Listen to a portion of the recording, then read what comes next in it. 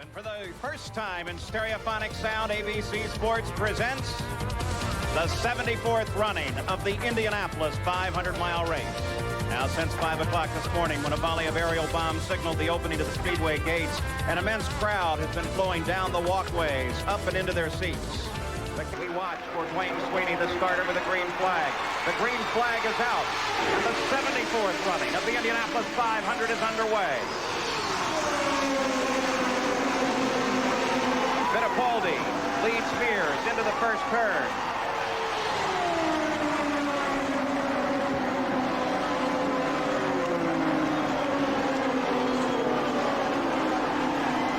The cars of Roger Penske did not lead a single lap in last year's race. There were 3 of them in that race.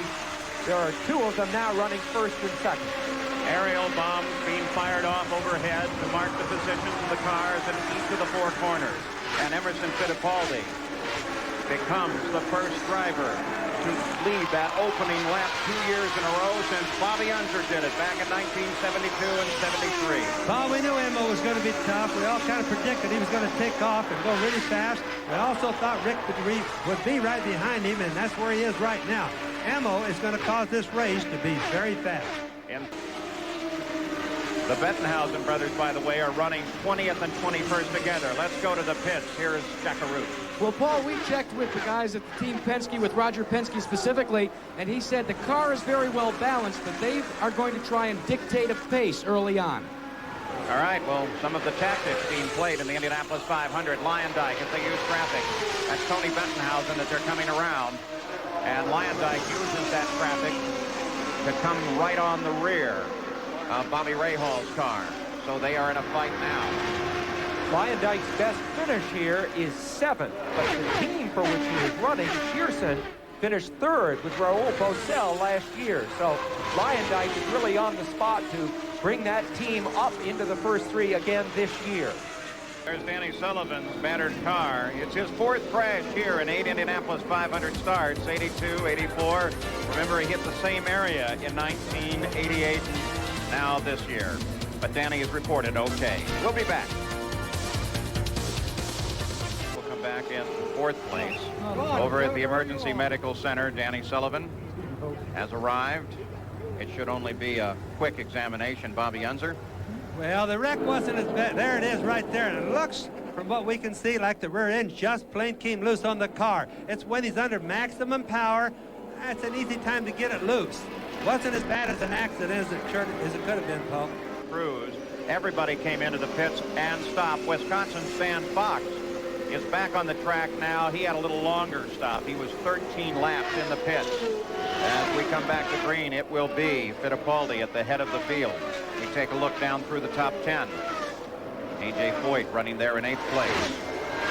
Coming back to speed. The green flag comes out, and we're back racing. Completing the 26th lap as Bobby Rahal comes to the inside and challenges Fittipaldi. Boy, that had to be a hard run by Fittipaldi. He had to have a lot of confidence in Bobby Rahal, because Bobby was totally up alongside of him. Wow, I thought he had him there for a minute. The battle continues, and Mario Andretti, Arie Luyendyk close in as well. At the front, though, Rahal has Fittipaldi lined up, and he jumped him good on the restart. We all knew that early on in the race, or any time during the race, Fittipaldi was going to be tough. Now, when you see a pass, really Rahal had on Fittipaldi, and yet Emerson just kept going on it. Hey, that means he's really dedicated today. Exactly, Bobby. We talked at the beginning about what are the ingredients that go into a 500 victory.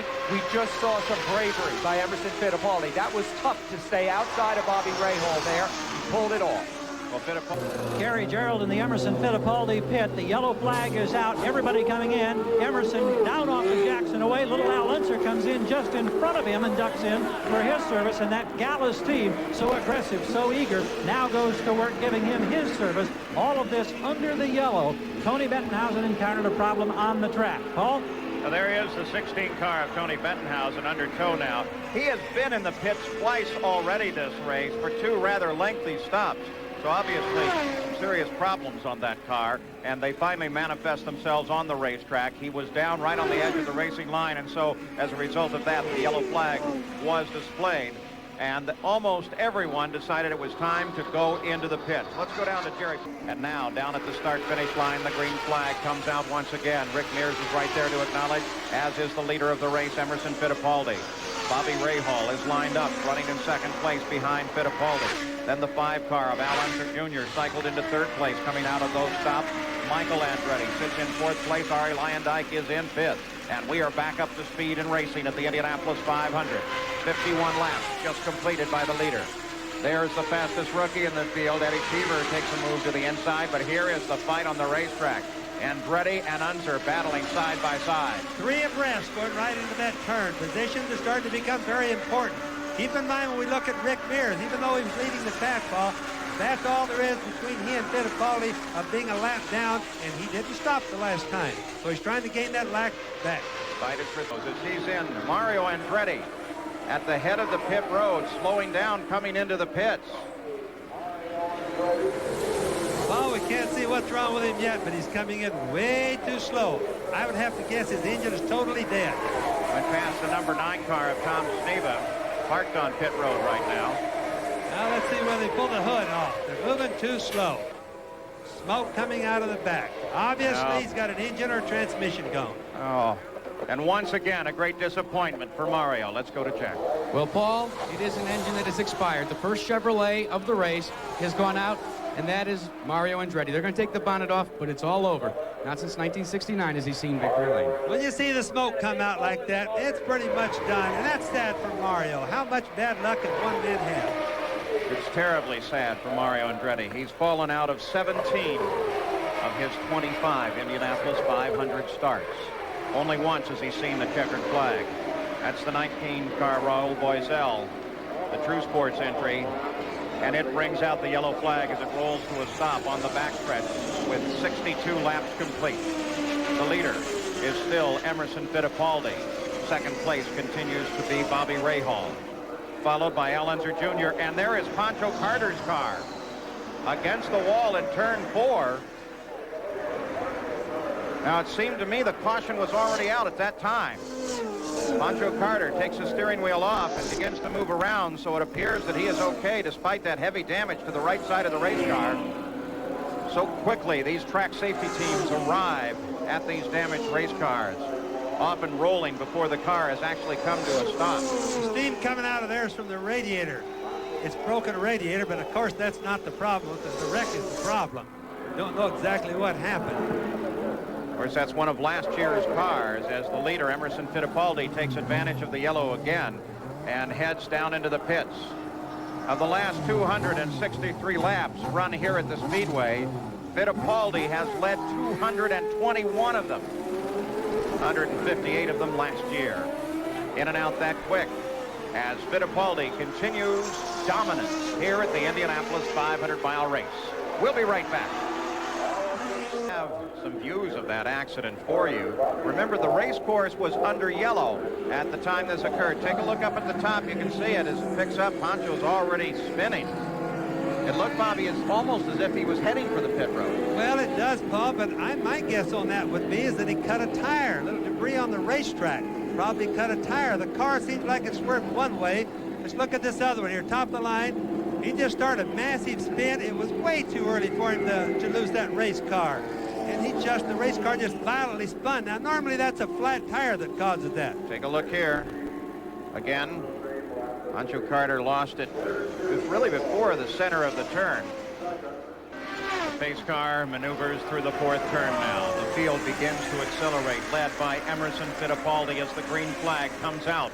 And they're back racing once again. And Al Unser Jr. streaks after Fittipaldi. Bobby Rahal, now little Michael comes up behind Rahal. The first 4 cars all right together on the racetrack. Now broken up. And Fittipaldi has an advantage. He can move away. Now Little Al comes in pursuit. Rahal is right there. Rahal comes inside of Little Al. Michael Andretti closes as well as Rahal goes into second place, picking off Little Al, and Michael Andretti begins the charge. That's kind of similar to what happened with Little Al and Emil last year. caught a car that he was lapping. He lost a little tiny bit of his head of steam there, his momentum. And hey, Rahal just went right by because he was in the position. Bobby Rahal, for the first time in the 500 with Chevrolet power, what is believed to be the critical factor in winning a 500, having that. Cloud knows very well that he can stay second, third, fourth, as long as he's on the lead lap, and you see him right behind Rahal there, ready to counterattack. He's tucked in. He comes to the inside on the home straight, and he comes around Bobby Rahal. So the fight continues for second place. Lap 71 just completed by the leader, Emerson Fittipaldi. Back at Indianapolis, you saw A.J. Foyt roll into the pits. And Emerson Fittipaldi, the leader of the race, rolls down toward the Penske team for service. Here's Jack. There is anticipation on all the faces of Team Penske as they go to service Emerson Fittipaldi. Very methodical, taking on the fuel. Emerson looks over, gets a signal from his wife. View there from Rick Reinemann's camera mounted up on his helmet as he headset as he changed that right front tire. Reinemann, the chief mechanic, and Fittipaldi with what appeared to be a fairly smooth stop. No problems there. 15.8 seconds, Bobby. Yeah, that was a good stop, a good fast stop. For this time of the race, hey, that one you can't complain about. First stop under the green flag, and as a result, this car moves to the lead. It's Michael Andretti out in front, but he will cycle down into the pits as well. As you can see, he threads across that line and heads down for a pit stop as well. Well, he was sure going awful slow back in there, Paul. Have to see if Michael gets any different type of pit work as he comes in. Michael Andretti on the roll down into the Newman Haas pits. With these pit stops under green, the lead will change several times. A lot of smoke at the back of the car. Now some fire as they pull off. The rear brake is on fire, Paul. Well, I'm surprised that that would happen. They didn't even use it that much. Look at the rotor there. Look at fire still coming off the brake rotor, as now they're going to try to disassemble that rotor. Here in Indianapolis, Paul, some of the cars, like we mentioned earlier, have been using different brakes, trying to get the reciprocating weight from the wheels a little bit lighter, get the unsprung weight a little bit lighter, and they're causing problems. Here comes the current leader of the race. That's Arie Luyendyk, who picked up the lead as a result of these stops. He comes in. Team Shearson goes to work on his car. Emerson Fittipaldi, the leader, rolls into the Penske pit. Here's Jack. Interesting contrast here as Emerson Fittipaldi's crew goes to work. They are not, at least seemingly not at all concerned. They had a slight problem as we look at the helmet cam with taking off the left front tire, but they are going about their business in a very business-like manner. They have not made major adjustments in their car all afternoon, and he is off and away in a very efficient stop. Washes the back end as he came out of there, Sam. Formula One style. He did that the last time, too. The interesting thing about Emerson Fittipaldi is on Thursday, when they last ran on the track, he picked a set of tires that he is going to save for the last part of this race. He has a set of tires ready to go for that last 100 miles or so that are the best handling set he has ever had on that car. So in the back of his mind, whatever is going on now is just gravy. He knows he's going to come on very strong at the end of this race. Fittipaldi, back-to-back wins since Unser Jr did it back at the end of the 70s. He just moved around his teammate, Rick Mears, and now Rick is 2 laps behind the lead. Rick has not been able to get his car fixed, Paul. He's been lapped again by Emma, as you just mentioned, and he's just not going anywhere. When I clock him, the lap speeds, he's running slow. It's not the Rick Mears as we know. You know, Bobby, there is Scott Brayton. Now, he's running 7th right now with perhaps the best improvement thus far. He started 26, now runs 7th. Here comes Fittipaldi heading for the pits. Here's Jack. This is definitely an unscheduled pit stop. A quick survey of the tires all the way around, still going methodically around the car, even though, as we said, this is an unscheduled stop. The crew is adding fuel, taking advantage of this, but this will be costly for Fittipaldi in his chase for the lead. Another blistered right rear tire, Paul. 15 seconds in and out as they fight a changing course surface here. Bobby Unser on the Indianapolis Speedway, and Bobby Rahal enjoying, for the moment at least, the top slot on this track, running first place in car 18. Last lap turned at 214.6 miles an hour. In second place is Arie Luyendyk, who has been right in the center of the fight most of the day. He's staying in there. He really has been, Paul. He hasn't been really leading a whole bunch of the race by passing everybody, but the teamwork that they've been doing, the way he's been driving, the chassis settings has obviously all been fairly good today. Bobby's a terrific communicator. He really attracts people. Yellow flag comes out. No indication yet as to why, but they've gone yellow. Sam? That's Dwayne Sweeney with the yellow flag. It looks like it could be debris on the track, Paul. We don't see anything as of yet. And they say, well, look at the back end there, the right rear tire. That's John Andretti. He had been pushing it so hard. Now the question is, why does that right rear tire look bad? Did it happen before or after the spin? It's certainly leaning in. It's not standing up the way a tire should, but we haven't seen a good camera position yet. He's obviously okay. The rest of the field has slowed down, and emergency crews are on the way there. He had run as high as 7th in that Porsche. Great little run as Bobby Rahal rolls into the pits. Here's Jack. Rahal showing a lot of oil on his helmet from this battle here in the first 181, actually 140 laps. The Craco crew has gone to work. They have changed all 4 tires. A little bit of difficulty on the right rear, however. The thumbs up signal has been given, puts it back in gear. And you can hear the enthusiasm here in the crew. They like that one. So as Rahal rolls out, second place Arie Luyendyk rolls in. The Shearson team goes to work on that car. Here's Gary. Well, we're watching what appears to be routine service again, and I tell you, Doug Shearson and this team had told us just minutes ago they're right on target with fuel. Everything looks good, and they have not had a blistering problem. And right behind Luyendyk, A.J. Foyt with good service. He's still very much a player today. Boy, there's some great news for Doug Shearson and the team. They apparently guessed right on the setup. Maybe not guessed, maybe they did more research than everyone else. Could be a little bit like what Sam brought up a little while ago. It could be that on this type of a track, the Lolas may not be faster than the Penske's, but they're going to get to the racetrack a little bit better and have less problems, namely with blistering tires. Also, throttle and heads down the main stretch, just flat disappearing from the rest of the field. He's real good at doing that. Emerson Fittipaldi brings his way through. He runs in third place right now.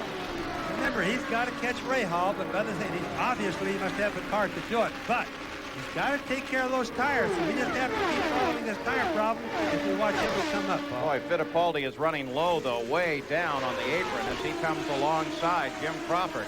Running down the backstretch, gets around Crawford. And we watch now for Emerson Fittipaldi, who is on the pit road and rolling back into the Penske pits again. This will send him even further back after early domination. He was as close as 6 seconds out of the lead. Not now. Running third when he turned in for the pits. These seconds tick away. He falls further and further behind. In fact, about 235 feet per second he falls behind for every second that he stops. And we still don't see any tire or any chassis changes. No changes coming on, but tires. Now what they're doing there is trying to heal the chassis handling up or to stop the blistering by changing the stagger. And look at that. Fittipaldi now goes a lap down. The man who dominated the early part of the race falls a lap behind the leader, Bobby Rahal. Luyendyk continues in second. There is Rahal as Fittipaldi tries to come up to speed, figuring out how to get to the front and stay there. Arie has conceded. You see there the relationship between the lead, Bobby Rahal at the bottom of your screen, and right there, Arie Luyendyk, now less than 2 seconds back. And he's gaining on him. This is a crucial part of the race. But keep in mind, Rahal doesn't want to ruin his tires. He'll probably allow him to get that close. All right, the battle for first and second. It is Rahal in the lead, but it is Luyendyk closing. Let's watch this battle. And Luyendyk continues to close.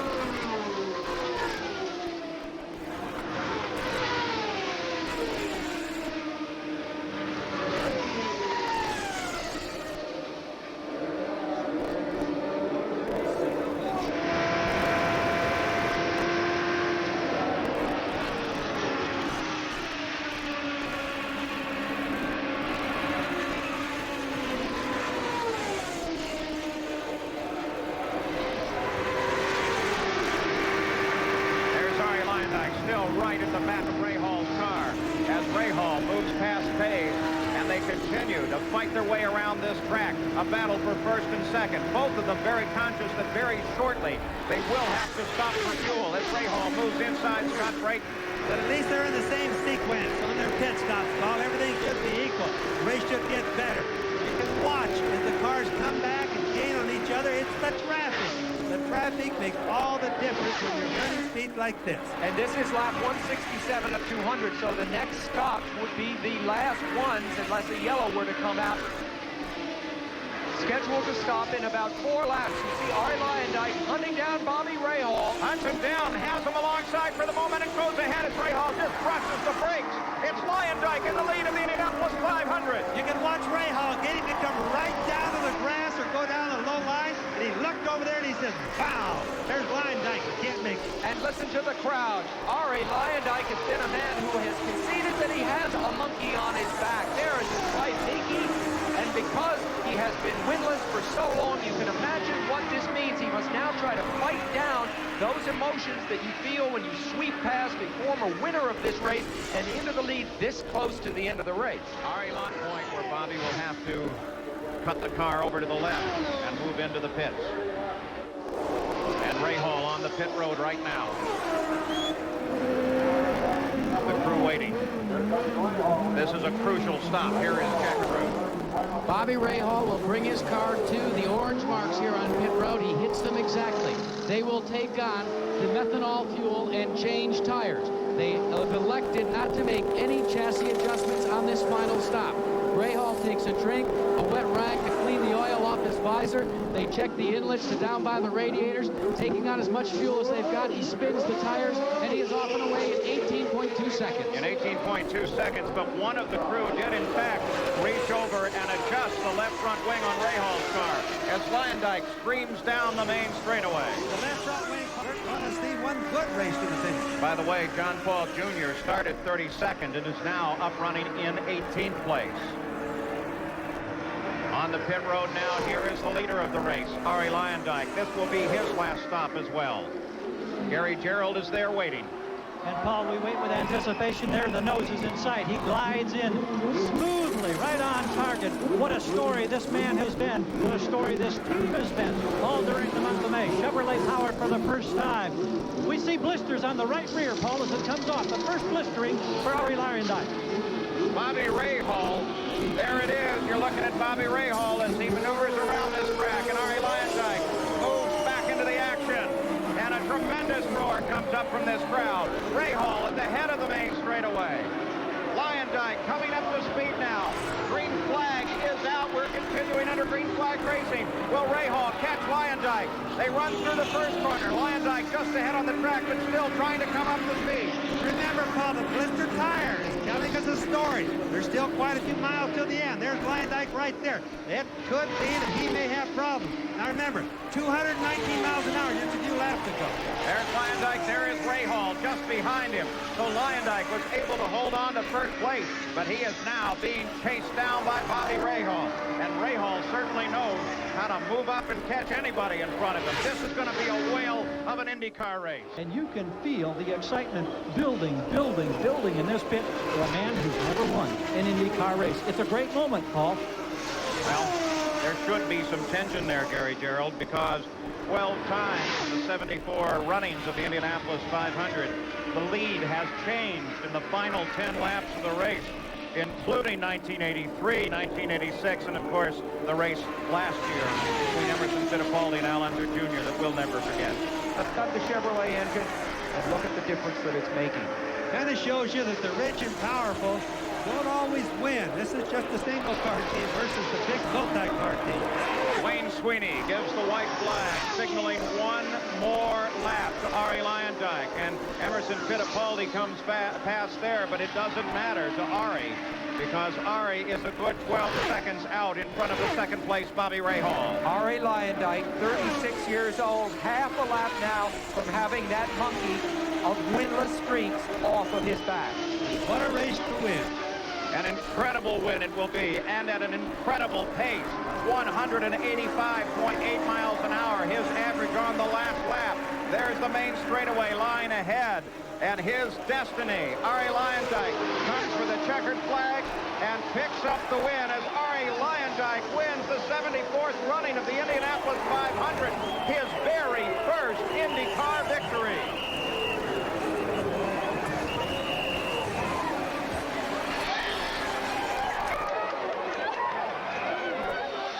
His wife is ecstatic.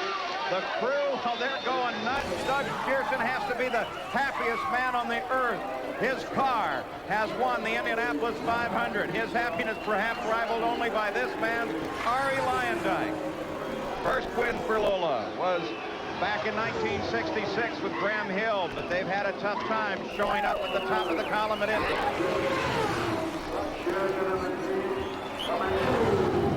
So Arie Luyendyk has scored his first victory, and it's the most important victory you can score, the Indianapolis 500-mile race.